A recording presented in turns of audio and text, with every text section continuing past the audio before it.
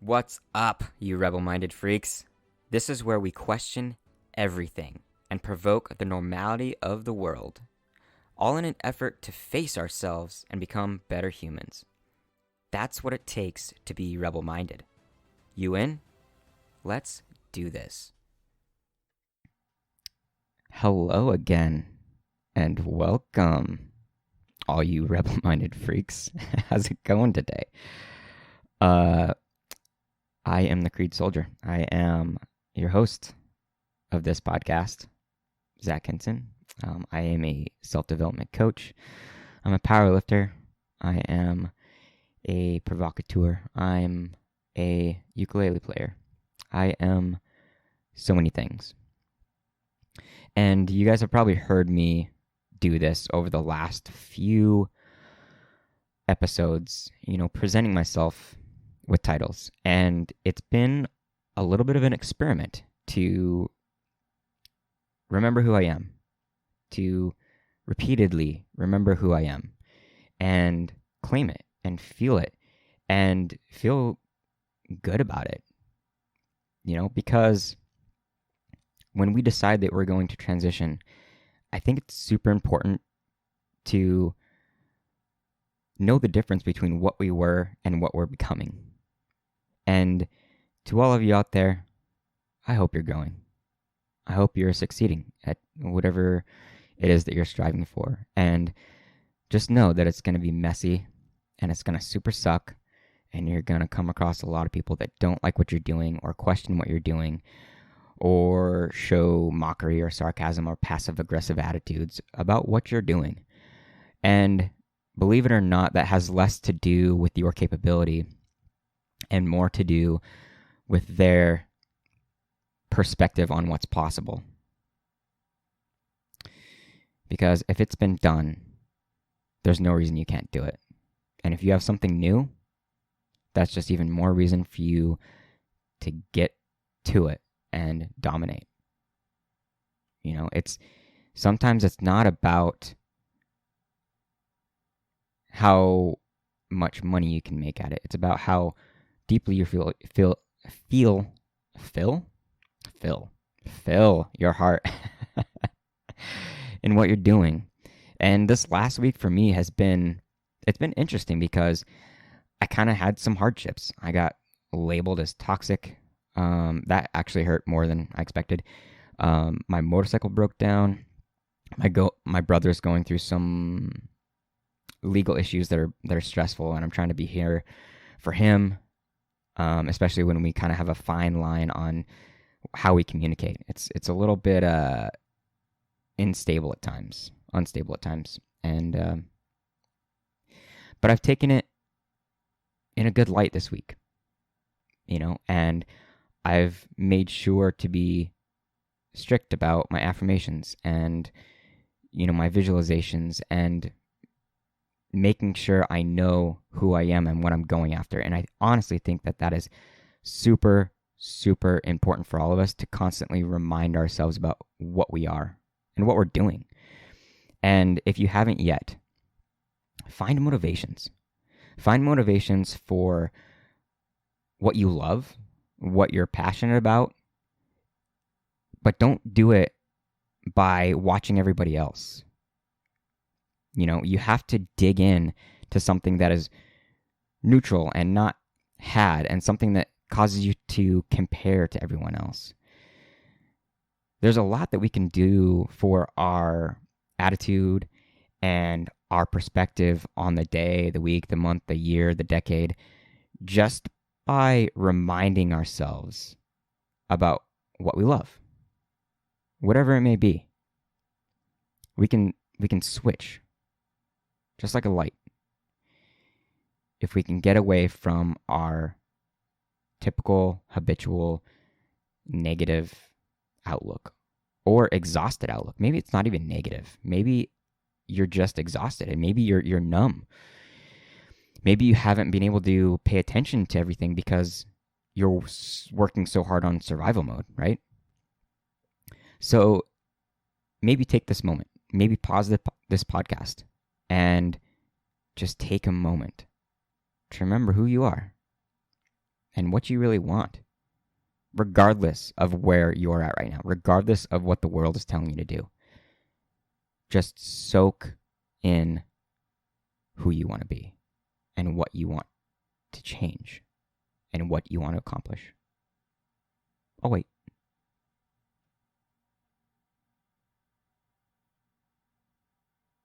Okay. So hopefully you took that pause, but I believe in you. You can do this shit. Because if I can do this shit, if I can stay dedicated, if I can see a future me, then so can you. So as we move forward confidently, something that we have to see, something that a lot of us men have to see, is what we need to do with our ego. And that's the episode for this week. And I hope you guys enjoy it. Fucking loves, guys. This is episode 30, Battling the Ego. My ego went through a fucking guillotine. And when the ego is hurt, the heart is hurt. I've found out that talking about my pain does me far more good than it does bad. And that's what we have here today. I just want to talk about how us men can really help ourselves and our relationships and our friendships if we can just check our ego. It takes such exhausting effort to hold it in play. But why do we? I can't say today that I know all of what it takes to avoid doing egotistical things. What I do know is that I still have to check on my own. Even with the history that I have, the person that I've been, I definitely have to check my own. And I wanted to clear up what that means and how we can do it in our interactions with our close peeps. Ego can be so strong that it makes us incapable of listening and filtering other people's opinions and perspectives. It can make us defiant to getting any help or keep us from taking any constructive criticism. It can cause us to look like know-it-alls and self-absorbed jerks, to be honest. And it causes others to question their connections with us because we're not creating a safe space for them. That's not what you want to do with her either, right? Your spouse, your loved one, your special person. That's not what you want to do with your best friends either, right? Guys, did you know that committing 15 to 20 minutes of pure intentional presence to our partners daily keeps her reminded how much you value her? Yeah, dude, don't worry. I've had this verified with at least one female so far, so it's obviously true. Actually, there's a podcast that I listened to, an episode that I heard this on, and it makes a lot of sense. It really does make a lot of sense, because when we show up presently for her, if we pay attention, we can see the aftermath, especially after this consistency of doing this, right? So this is what we got to work on. But no. This information doesn't mean that you can give up on all your other investments elsewhere. You still got to be there for her and act out all the ushy-gushy stuff. You still got to be consistent. You still got to make her laugh, be vulnerable with her, lift her up, give her orgasms. You can do it all, man. I promise. Anyway, back to ego. What is this shit? Well, ego is very closely related to our pride. So let's define, shall we? Google defines pride as a feeling or deep pleasure or satisfaction derived from one's own achievements, the achievements of those with whom one is closely associated, or from qualities or possessions that are widely admired. Now, Google defines ego as a person's sense of self-esteem or self-importance. Sounds to me like Google has a little bit of a bias when it comes to the definitions here. I thought ego was a terrible thing. And, it's got a negative connotation. And so let's go through that. Ego is that thing that gets in our way when it comes to really connecting with people.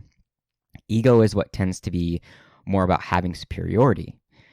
See where I'm going with this? It's the claim that we are right, that we are always just, that we are basically perfect, that we got the solution figured out.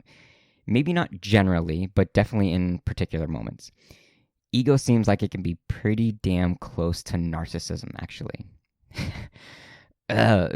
Understanding the feelings is such a mess. Such a mess. It is so difficult. But to me, ego is a protection mechanism. Pride has a lot less to do with being right about things and more to do with having confidence in who we are. I think when we say we're too proud, what we're actually saying is we're too stubborn. And I think that's where ego starts to come into play. Our pride holds us true to who we are. It feels good to be constant in our values and our perspectives, but it can definitely hold us back from having an open mind sometimes. I think ego is that thing that protects us from being fragile. It protects that soft, gushy core, right? It's our knowledge and experience and opinion to keep us from getting hurt. You want to know the cool thing, though? If you have pride in who you are, then that will save you some pain even when that ego wall is broken down. Having pride gives people and experiences less power to throw you off. And by the way, ego is definitely not a complete gender-related issue. It may be higher in men, more majorative, but believe me, there are women with ego. We all have to check ourselves. Why do I bring any of this up? Well, because I think it's actually important for us men to know when to bring down that ego wall in order to connect with who we love and allow us to take in information and to show that we are capable of letting someone in and helping us and listening to them. What I want to make clear, though, is that when you drop your walls, that doesn't mean that you should allow yourself to be attacked. Remember when we talked about aggression? Well, now's your chance to test your abilities. Once you let down your walls, you are vulnerable. You have to be. That's what has to happen in order to be open-minded and to truly hear other people and to be heard yourself, as we'll talk about. But there are people in this world that use their pain to inflict more pain.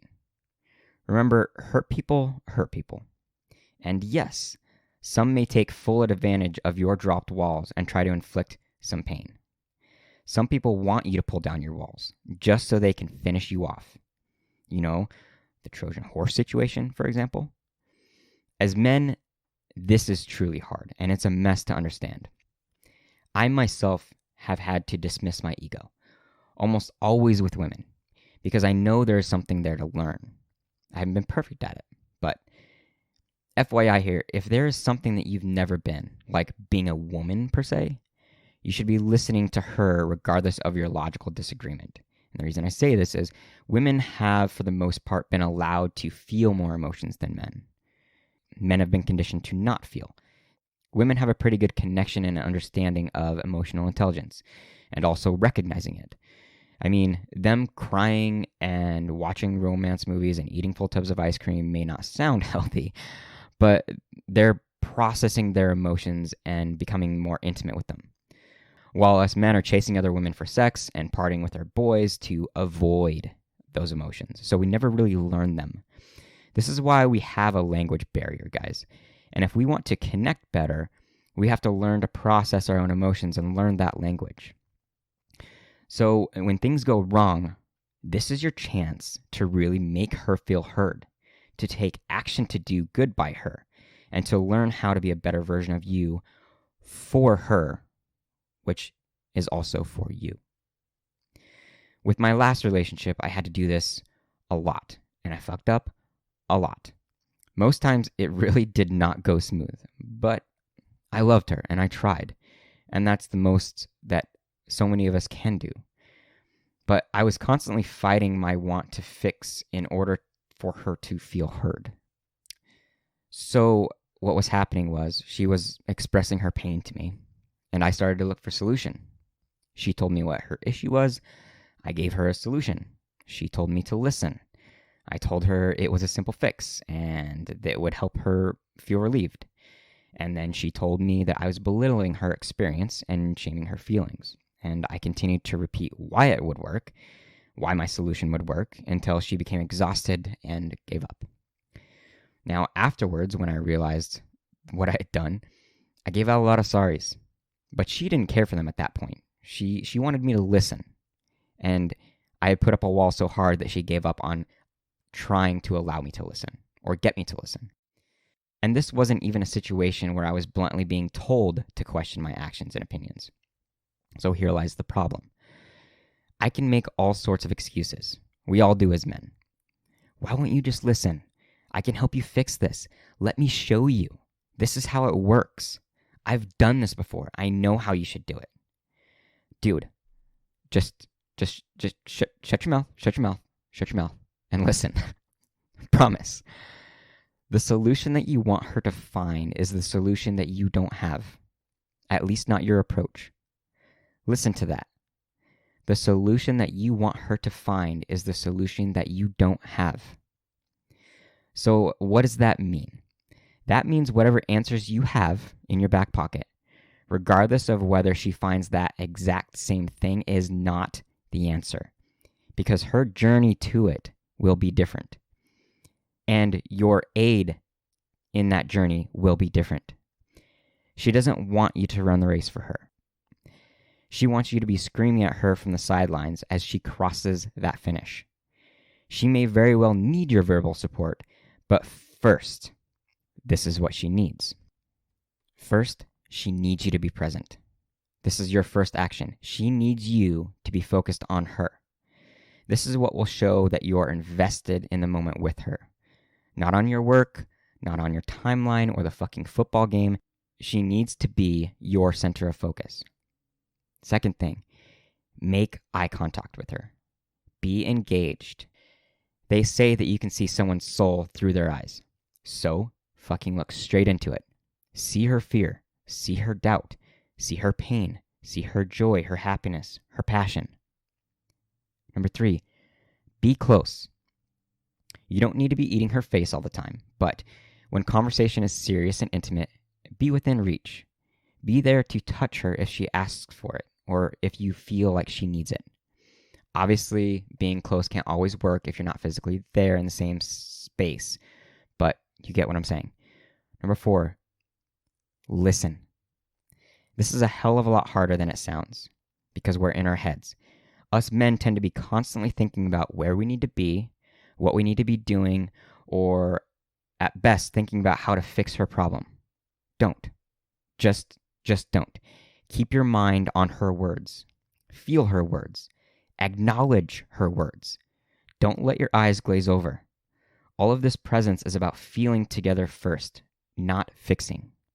That is what is going to make her feel solid. Number 5, this is the big one. Shut up. Just shut up. Shut up. Shut the trap. Zip the lip. Actually, just do yourself a favor. Go to your man cave. Look in the top left drawer of your toolbox. Pull out that gray fix-it-all tape. Go back inside. Tell her to pause. Wrap your face at least 3 or 4 revolutions with that shit, making sure to cover any and all of your lips. Once that is fastened and secure, give her the thumbs up to proceed with the conversation. And then lastly, number 6, this last step should remain the last. I don't think you can really fuck it up if you put full effort into the first 5 of these steps. And then in here, the last step, speak. Speak, boy. Okay, that's fucked up. Don't do that. But just speak. But don't tell. Ask. Also, you might want to remove that previously applied face mask. It's not going to be on there very long. It will help. But if you were listening, you'll know what to ask her. And if you don't, this question is bulletproof. Ask her what she needs. Ask her what you can do for her. Do not ask her how to fix it. The only part you tell her is that you love her, that you support her, that what she's feeling is valid and it sucks, and you feel it too. You can feel that with her. Never tell her what she should do, how it's supposed to be. Not unless she asks you for your perspective or your help. There's your key. But don't abuse that. She doesn't need you to mansplain to her. And just as a disclaimer to everyone, these steps are very much meant for relationships and difficult conversations and interactions, also your friendships. When it comes to conversations on the fun, happy things, just be happy with her. Be present and show up on the same level of excitement. Validate her emotion. It's that simple. Not easy, but simple. Now, meow, meow. It sounded just like that. How many times can you say meow? Now, men to men is a different story, and it's a little bit more unstable. We expect things fairly different in our interactions as men. As men, we still need to be present, make eye contact, and be within proximity. And we really need to listen because men deflect very easily. So we need to show the other guy that we can listen. Men have a hard time being vulnerable, and it's an insecurity because men think that they are being weak in front of other men and therefore are going to feel very ashamed and disconnected. That's why it's so uneasy. That's why it's so unstable. So this is a fragile area with a lot of men. I still have problems with it today. Having deep emotional conversations with men. Even if we talk about our troubles, we are still working towards solution. But this isn't necessarily a bad thing here when we have male-to-male interactions. If we can get deep, if we can be vulnerable, it's this euphoric breakthrough. It feels absolutely amazing knowing that another man gets you, that he hears you, that he wants to help you, that you are struggling, that you still have a little boy inside that's having trouble. This is where it detours a little bit from connecting with women the same way. We build back up so much faster when two men can connect that deeply, then switch on to that solution mode because that's where we know each other best. That's where we share our same paths. We want to be heard, but damn, when we have men that say, hey bro, I can help. I got you. Let's fucking fix this. Fuck. That right there, that feels amazing. And why? Because most of us men have been conditioned so deeply to do things on our own, to show other men that we can do it on our own, to prove that we can do it on our own. So when the next guy over tells you, you don't have to do it on your own, it relieves so much built up pressure.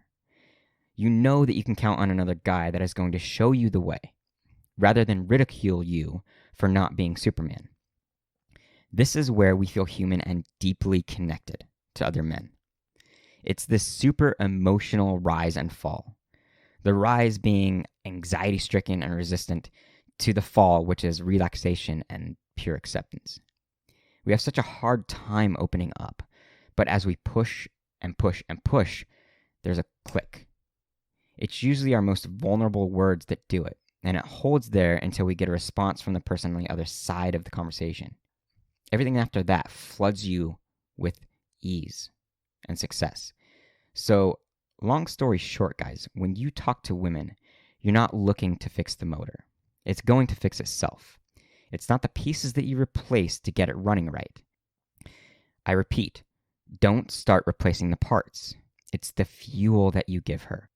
It's the air you provide to let her breathe in, and the spark you place inside of her to help her to be the natural Wonder Woman that she already is.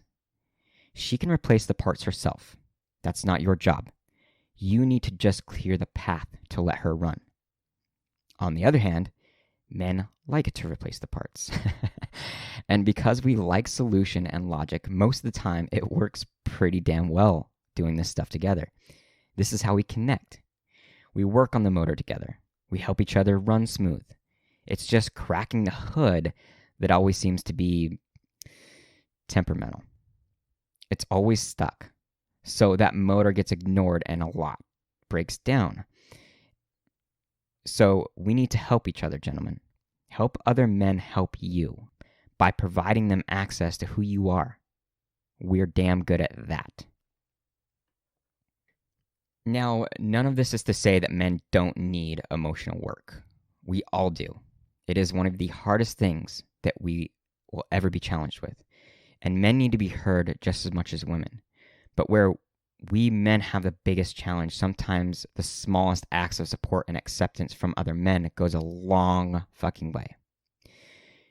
We've done so much alone for so long. This is where our growth is, guys.